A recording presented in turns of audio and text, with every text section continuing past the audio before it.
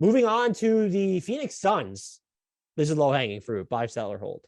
I mean, they're a buyer just because they're so good. You could say hold if you wanted to, I guess.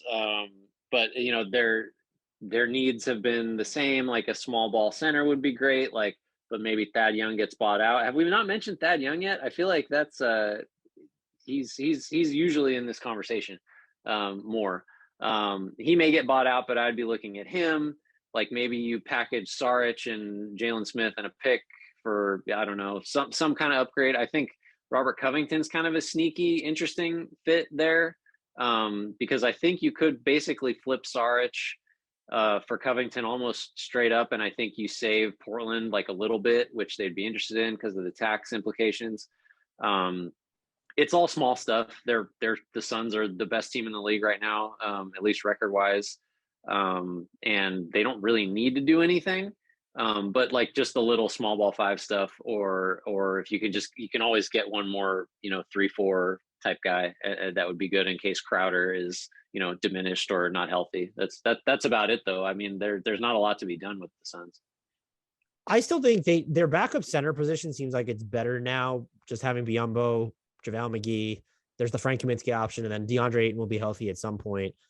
They are, I think, my favorite Eric Gordon destination. Put the pressure he puts on the basket, and then I think you can also get away with playing him, Chris Paul, and Devin Booker at the same time, and you'll be totally fine.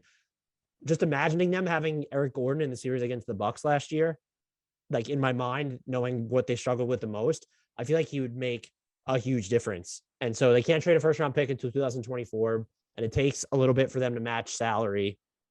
There would be a lot of mechanisms that you probably need an additional team involved, but they could do it. And if you're giving up a 2024 pick, if I'm Houston, I'm probably taking that for Eric Gordon. And they're decidedly buyers. I'm just curious to see how aggressive they are. And to me, they should be ultra aggressive. Like you said, they have the best record in the league. And they are my title picks this season. They were my preseason title picks that I haven't seen anything that would change that for me.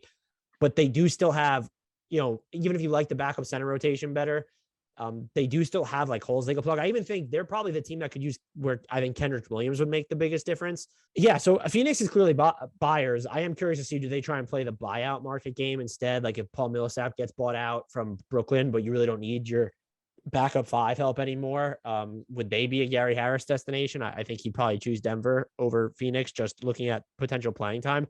I think they need to do something to really fortify their title chances. They could do nothing and still be a contender.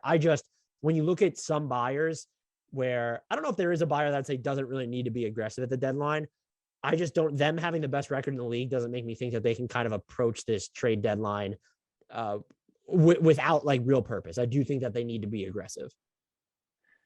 Yeah, I agree. I just, it's a combination of aggression and just like, I mean, Eric Gordon would feel like a pretty aggressive move to me. But we were, is that enough? Is that going to beat the market for, I guess if there's a first, there's no guarantee anyone else is offering a first for Gordon. So the other thing you mentioned the buyout market.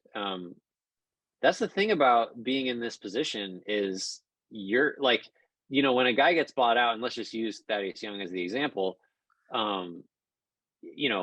it's not like the Suns and the Thunder are like equal competitors for his services, right? Like there's like a handful, there's like going to be like 5 teams that will start seeing when buyout season hits. It'll be, well, the Nets and the Suns and the Jazz and whoever has a roster spot that's really good, like that'll be it.